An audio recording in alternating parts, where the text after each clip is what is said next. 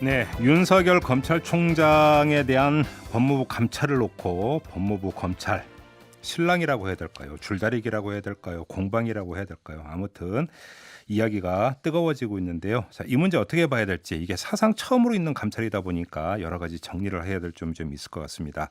그래서 두 변호사 모시고 짧고 굵게 좀 토론을 해보도록 하겠습니다. 한 분 한 분 소개를 해드리죠. 자, 먼저 김태현 변호사 연결합니다. 나와 계시죠? 예, 안녕하세요. 네. 그리고 조상우 변호사 연결합니다. 나와 계시죠? 예, 안녕하세요. 네. 자, 뭐 시간이 많지 않아서요. 좀 짧고 굵은 토론 부탁드리겠고요. 자, 두 분께 먼저 공통 질문을 좀 드리겠는데요. 양쪽이 지금 뭔가 그 서로 논리를 펴고 있는데 어느 쪽 주장이 좀 맞다고 평가하십니까? 김태현 변호사님은? 글쎄 이제 양쪽 주장이란 게 차이가 뭐냐면 감찰을 할 만한 건이냐, 그다음에 이제 감찰의 절차를 지켰냐 이거거든요. 네. 법무부 얘기는 뭐냐면 규정상 보면 법무부 장관은 감찰을 할 수 있는 권한이 있으니 네. 그리고 얼마 전에 법무부 훈령도 개정해서 감찰위원회를 반드시 거쳐야 되는 건 아니고 네. 거칠 수도 있다 이렇게 돼 있으면 내가 안 거치고 감찰을 지시한 건 할 수 있다 뭐 네. 이겁니다. 예. 형식상으로는 그래요. 네. 형식상으로는 법무부가 말이 문제가 없죠. 근데 이제 대검이 들여다보는 문제를 삼는 거는 형식적인 것보다 실질적인 부분인 건데 네. 그런 거예요. 그거. 아니 감찰을 하려면 뭔가 이제 일종의 범죄 수사라고 하면 혐의가 있다는 거 아니겠어요? 네. 감찰 대상자가 거기다가 총장인데 그러면 감찰 대상자한테 당신한테 무슨 혐의로 뭐에 대해서 우리가 감찰을 할 거고 당신이 문제가 있는 거에 대해서 우리는 이러한 근거를 가지고 있으니 여기에 대해서 소명을 해보쇼. 이렇게 구체적으로 어떤 근거와 어떤 것들을 제시를 하면 자기들이 보고 여기에 대해서 이런 식으로 우리는 문제가 없더라고 소명을 하고 네. 거기에 대해서 소명으로 밝혀지지 않으면 그다음부터 이제 대면 조사든 모든 조사가 시작되는 건데 밑도 끝도 없이 장관이 국회에 나와가지고 여당 국회의원들이 이거 문제 있지 않습니까? 감찰해보겠습니다. 문제 있지 않습니까? 감찰해보겠습니다. 그렇게 하고 감찰할 테니까 시간 비워놔. 딱 통보하는 게 이게 과연 실질적으로 맞는 거냐라는 문제를 제기하는 거죠. 알겠습니다. 지금 그 법무부적인 문제가 있다라는 게 김태현 변호사의 지적이신 것 같은데요. 조상우 변호사는 어떤 말씀 주시겠습니까? 아니 사실은 이게 징계 사유가 있냐와 관련해 가지고 징계 대상자가 본인이 그 징계 사유 있는지 없는지 여부를 판단한다는 것 자체가 굉장히 난센스고. 네. 그다음에 지금 명확하게 그 징계 사유에 그러니까 실제 비위 여부를 확인하기 위해서 감찰이 진행되는 겁니다. 근데 네. 그 비위 여부에 대한 것들에 대한 근거는 밝혔어요. 뭐냐면 언론 사주를 회동한 거에 대해서 정확하게 명확하게 내가 만났다 안 만났다 답변하지는 않았지만 국회에서 네. 국회 국정감사 과정에서 사실상 만난 거와 같은 정도로 시인을 했단 말이죠. 근데 그 당시에 언론사주와 회동을 할 때 사실은 서울중앙지검장으로 있었대거든요. 네. 근데 그때는 사실 조선일보 일가에 관련해 가지고 수건의 형사 사건이 이미 진행되고 있었어요. 네. 그다음에 뭐 아시다시피 뭐 중앙일보와는 그 삼성과 굉장히 특수관계에 있는데 네. 거기에 삼성바이오 사건도 수사가 진행 중이었고 네. 또 이제 옵티머스 사건이 지금 이렇게 사회적으로 큰 문제를 일으키고 있는데 이미 그 당시에 한번 고발이 있었던 사건입니다. 그래서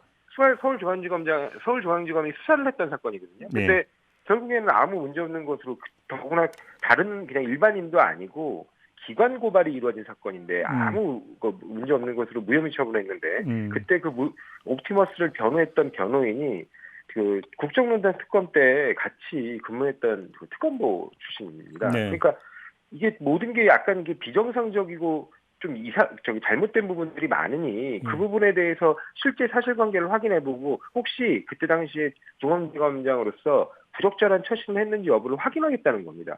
근데 그게 왜 그 감찰 대상이 알겠습니다. 아닌 자, 여기서 그러면 자연스럽게 지금 논점이 도출이 된 것 같은데 두 가지로 정리가 되는 것 같으니까 좀 그 추려서 다시 한번 그럼 질문을 드리겠습니다. 그러니까 이번에는 먼저 조상우 변호사께 질문 드리겠는데 감찰 사유와 관련해서 네네. 지금 조상우 변호사께서 언론 사주 만난 점을 지금 말씀하셨잖아요. 네네. 근데 법무부 감찰 규정을 보면 형사처벌 또는 징계처분의 요건이 되는 행위에 대해서 감찰을 하게 돼 있는 거 아니겠습니까? 그러면 네네. 언론 사주를 만난다는 의혹 자체가 형사처벌이나 징계 사유에 해당이 될 수 있다고 보시는 건가요? 아니 단순히 만난 게 아니라 그건 조사를 해봐야 되는 것이고 네. 그때 당시에 그 언론사주와의 회동 이후에 네. 그 이제 그 대상자와 관련 있는 사람을 만났으니 혹시 그게 수사에 부적절한 영향을 미치는 일들이 없는지 그때 당시에 수사팀 관계자라든가 이런 사람들한테도 다 확인을 해야겠죠. 예. 만약에 그게 문제가 없다면 예. 아니 뭐 중앙지검장도 저기 언론사주를 못 만날 건 없죠. 근데 예. 예. 어찌됐든 수사 대상자와 관련된 사건들이 현재 청에서 진행되고 있는데 그 청의장이 회동을 특별한 이유 없이 회동을 했다고 하면 당연히 의심의 눈초리로 가지 않겠습니까? 만약에 그 상관성이 있다고 파악이 된다면 그건 뭐 윤리규정이나 이런 거 위반에 해당이 되는 겁니까? 어떻게 되는 겁니까? 당연히 윤리규정 위반에도 해당되지만 예. 이제 거기에서 부당한 영향력을 행사했다면 직권남용이 될 수도 있죠. 그건 이제 형사처벌 대상으로까지 올라갈 수 있다는 말씀이시고요. 그렇습니다. 그렇기 때문에 그런 부분들을 확인해야 된다는 거죠. 알겠습니다. 김태현 변호사님. 근데 중앙지검장이 언론사주랑 만나서 밥 먹으면 큰일 나는 거예요? 그렇잖아요. 자 그러면 이제 무슨 예를 들어서 네. 언론사주 만나서 뭔가 사건 무마 청탁을 받은 것 같아. 뭐 이런 구체적인 뭔가 혐의라도 있으면 모를까. 네. 그냥 만났다는 거 아니겠습니까? 네. 아까 말씀하시기는 조선일보 여러 가지 형사건 걸려있다는 제가 뭔진 모르겠으나 제 기억에 나는 게 무슨 뭐 제2 모양 사건 이런 것들 있잖아요. 네. 그죠? 그거 중앙지검 관할이 아니었어요. 당시에 특별수사본부, 특별 합수단인가 수사본부가 차려서 거기서 했던 거로 제가 기억하고 있고. 예. 중앙일보, 삼성 바이오로직스 말씀하시는데 그거 어떻게 됐죠 지금?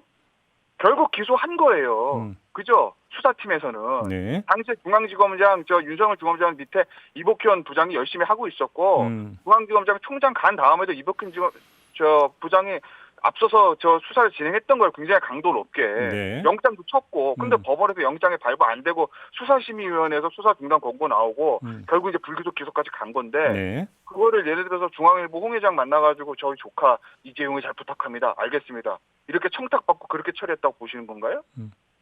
아니잖아요. 자, 그러니까 알겠습니다. 지금 이거 올가매기로 당신 만났으니 뭐가 있을 거야. 무슨 궁예관심법도 아니고 감찰을 하려면 무슨 근거가 있어야죠. 알겠습니다. 조상호 변호사님 혹시 반론 펴시겠습니까? 아니 뭐가 있는지 여부가 만약에 이미 확인됐으면 감찰할 필요도 없죠. 바로 징계위원회 열어가지고 징계하면 되는 것이죠. 근데 예. 뭔 일이 있었는지를 확인하기 위해서 감찰을 하는 거고요. 아까 그 제2 모양 사건 말고도 네. 그 조선일보 일가에서 그 가족들끼리 실질적으로 그 죽음에까지 이르게 한 그런 사건들이 있습니다. 그래가지고 그 굉장히 중대한 혐의자인데 네. 굉장히 석연찮게 진행되거든요. 사건 자체가. 예. 그래가지고 굉장히 경한 처분으로 가고 실제로 그래서 재판 과정에서 오히려 재판부가 더 이렇게 형이 올라가는 형태로 막 이렇게 진행된 사건들이 있습니다. 그래서 그런 사건들이 실제로 어떤 부정한 영향력이 있었는지 그거 당연히 확인해야죠. 국민적 의혹이 있는 사건에서 국회가 정식으로 국민의 대표로서 문제를 제기했는데 장관이 그러면 아무런 조치를 안 한다는 게 그게 오히려 비정상 아니에요? 알겠습니다. 지금 그럼 이번에 이제 그 요건과 관련해서 마지막으로 김태현 변호사께 반론 기회를 드리겠는데요. 지금 유튜브로 토리준 님이 주신 의견까지 제가 첨부해서 반론 기회를 드릴게요.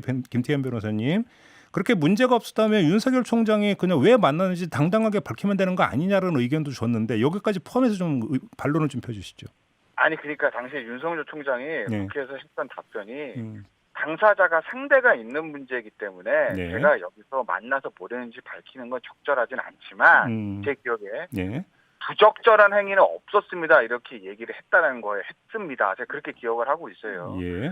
만약에 조선일보 사주인 방 회장하고 중앙일보 사주인 홍 회장하고 만나가지고 뭔가 청탁이 오고 간 것 같은 정황이라든지 근거라든지 단순한 의심이 아니라 궁예관심법처럼 네. 근거를 가지고 있다면 조선일보 방 회장하고 중앙일보 홍 회장부터 소환해서 조사하세요. 그렇지 않아요? 로비를 한 사람 있고 로비 받은 사람이 있으면요. 뇌물 준 사람 있고 뇌물 받은 사람이 있으면요. 뇌물 준 사람부터 소환을 합니다. 그리고 조사를 해요. 그리고 뇌물 받은 사람을 나중에 소환을 왜? 준 사람보다 받은 사람이 죄가 더 크거든요. 형량도 크고. 네. 그럼 홍 회장하고 방 회장부터 소환해서 조사를 하세요. 뭔가 혐의를 가지고 있다면. 알겠습니다. 그렇잖아요. 있으니까 확인을 해봐야 된다. 여권에서 검찰권 남용을 지적할 때 항상 하는 얘기가 뭐냐면 아무 근거도 없이 투망식으로 검찰이 큰 칼을 들고 당신 보니까 문제가 있는 것 같은 걸 소환. 그다음에 망신 주기. 피의사실 유포. 이거를 항상 여권에서 얘기하고 있는 거 아니겠어요? 검찰권의 남용을 아무 근거도 없이 문제가 있어 보이는 걸 그러니까 너는 내가 수사해야 되겠어. 이거 지적하는 거잖아요.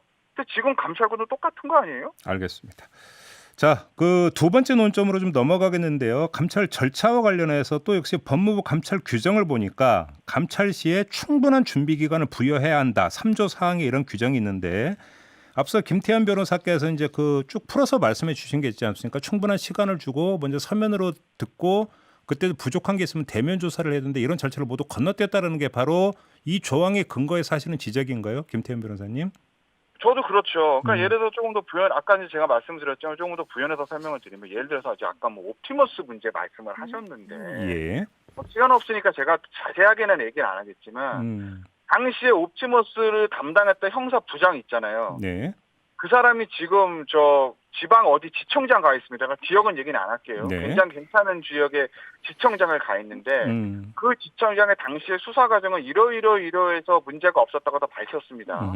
그러면 당시에 예를 들어서 뭐 변호사 부탁을 받건 뭔 부탁을 받건 해가지고 덮었다. 네. 뭐 이게 지금 뭐 법무부 장관의 시각인 것 같은데 덮었으면 누가 덮은 거죠?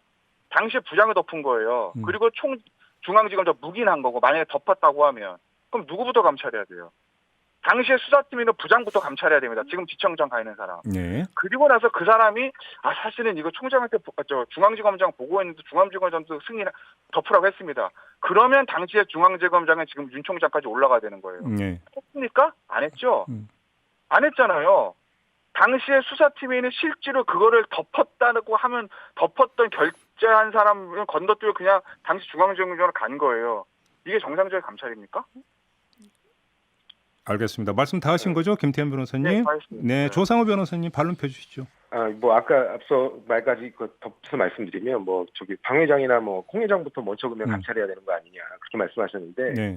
법무부 감찰은 법무부 소속 기관에 속해 있는 공무원에 대해서 하는 거고요. 예. 그거를 우리가 이게 수사가 아니기 때문에 일반인을 마음대로 그렇게 법무부에서 조사할 수는 없는 겁니다. 그다음에 지금 그 규정 가지고 뭐 이렇게 감찰에 필요한 자료 요청 최소한으로 하고 뭐 자료 제출의 양과 제출 기간, 인력 등을 고려해서 충분한 준비 기간을 부여해야 한다. 이걸 가지고 지금 말씀하시는 건데 예. 그 검찰 대검에서는. 예. 근데 사실은 뭐 우리가 뭐 법무부에서 뭐 요구한 게 있나요? 법무부에서 요구한 건 그거예요. 앞으로 감찰이 진행될 건데 대면 조사를 이제 실시해야 될 것 같다. 그러니까 아무래도 검찰총장이니까 예우 차원에서 직접 검사 2명이나 가서 뭐 이러이러한 절차로 진행될 예정인데 어느 때가 편하십니까? 이걸 물어보러 간 거예요. 근데 그걸 물어보러 갔는데 방문을 자체를 거부해버린 겁니다. 예. 이게 있을 수가 있는 일입니까? 대면 조사 하시라고요. 다만 대면 조사 아니 전에 일정을 협의하러 간 잠깐만요. 사람은 예. 경우가 세상에 어디 있겠어요. 대면 조사 전에 당신은 이러이러한 혐의가 있고 그거를 혐의를 뒷받침했으면 최소한의 근거는 우리가 이런 걸 가지고 있으니 아니 그러니까 예를 들어 잠깐만요. 한 분 한 분 좀 차례로 말씀해 주세요. 김태현 변호사님 말씀 마무리하시고요. 당신 여기에 대해서 소명을 한번 해보쇼. 우리가 소명을 받고 그 소명이 받고 해소가 되면 더 감찰을 진행하지 않겠지만 아니면 우리가 대면 조사든 뭐든 직접 조사를 진행할 겁니다. 평검사 감찰하는데도 이렇게 한다는 거거든요. 근데 총장이에요. 뭐 총장의 예우 뭐 이런 걸 떠나서 이렇게 했습니까? 알겠습니다. 자, 조상우 변호사님. 네. 대면 조사 하겠다는 거 아니에요? 자, 이번에 조상우 변호사님 말씀해 주시죠. 아까도 방금 전에도 말씀드렸듯이 지금 대면 조사를 하러 간 게 아니에요. 대면 조사를 어떻게 일정을 잡아갖고 진행할 것인가. 왜냐하면 대면 조사에 필요한 준비 기간을 부여해야 되기 때문에 그런 거예요. 네. 그러니까 대면 조사 일정을 잡아서 이렇게 서로 간에 일정을 맞추면 그 다음에 본인이 충분하게 준비하면 되는 거 아닙니까? 그거 네. 사전에 제출할 수 있으면 제출해야 되고요. 지금 이 감찰 규정에 따르면 감찰 대상자는 질문에 대해서 답변할 의무가 있고 증거물이나 자료 제출할 의무가 있고 요구하면 출석과 진술서를 제출하거나 감찰 수행 업무에 반드시 협조해야 되고 만약에 그러한 협조 사항에 대해서 정당한 사유 없이 불응하게 되면 그 자체가 또 감찰 사안이라고 명시하고 있어요. 알겠습니다. 근데 지금 딱 그대로 하고 있는 거 아닙니까? 자, 이제 두 분께 각각 1분씩의 마무리 발언 기회를 드리겠는데 어떻게 그러면 해야 되는 건지 한 분 한 분 차례로 말씀하시고 끝내도록 하겠습니다. 김태현 변호사님 어떻게 해야 된다고 생각하십니까? 뭐 지금 뭐 어떻게 해야 된다는 당위적인 측면은 지금 이미 소용이 없는 것 같고 양측이 너무 극단으로 치닫고 있기 때문에 예. 일단 지금 앞으로 어떻게 될 건가 예상을 해보면 어제 이제 보면 저 추장관 법무부 측에서 아예 그냥 가서 총장의 문을 안 열어주고 다시 돌아오고 또 가고 문을 안 열고 다시 들어오면 이런 게 아니라 그냥 오전에 전화해봤더니 역시 안 한다고 그래가지고 우리가 감찰 불응이라고 생각해. 앞으로 법과 원칙대로 할 거라고 이제 보도자료 하나 배포한 거거든요, 기자들한테. 네.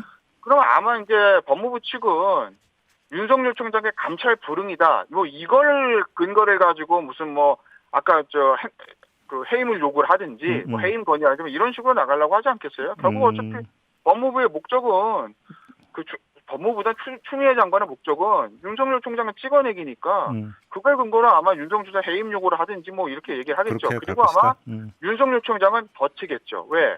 본인이 국정감사장에서 한 얘기가 나는 임기 채울 거고 대통령께서도 저한테 임기 채우라고 했습니다. 이거거든요. 네네. 그 얘기 뭐예요? 나는 내 발로 걸어 안 날아갈 거고 칠려면 내 목을 당신들이 알아서 쳐. 이거거든요. 알겠습니다. 그러니까 아마 그런 식으로 하지 않겠어요? 문제의 본질은 감찰이 아니라 거취다 이런 말씀이신 것 같고요. 자, 마지막으로 조상우 변호사님. 네. 검찰총장이 이제 고도의 정치적 중립성을 부여하죠. 네. 부여하는데 네. 그게 검찰총장이 스스로 권력을 행사하라고 그렇게 정치적 중립성과 독립성을 보장해 주는 게 아닙니다. 근데 지금 같은 경우 만약에 이 지금 감찰 사안으로 지정한 것 중에 하나가 이제 야당 정치인에 대해서 그 수사 과정을 미보고하는 것도 있거든요. 근데 그거는 명백히 현행 법령 위반이에요. 네. 검찰 사무 보고 규칙에 따르면 반드시 검찰 심지어 검찰총장은 아니어도 법무부에는 반드시 보고하게 돼 있는데 그 보고 자체를 누락했거든요. 그러니까 그런 부분들이 너무 이렇게 자의적이고 편의적으로 운영해왔다라는 점을 지적하면서 감찰을 진행한 거기 때문에 너무 명백한 감찰 사유가 있어서 진행하는 겁니다. 그럼에도 불구하고 본인이 그런 부분을 다 거부하고 법무부 장관의 지시도 다 불응하고 그 자기 위에는 아무도 없다는 식으로 행동한다면 민주 통제 과정에서 어쩔 수 없이 그러면 그 부분에 대한 법적 책임을 물을 수밖에 없는 겁니다. 알겠습니다. 자, 검찰 계속 해야 되고 만약에 이걸 지금 계속 거부한다면 거기에 대한 그 처리는 필요하다 이런 말씀으로 이해를 하겠고요. 이렇게 토론 마무리하도록 하겠습니다. 조상우, 김태현 두 변호사와 함께했습니다. 고맙습니다. 네, 감사합니다.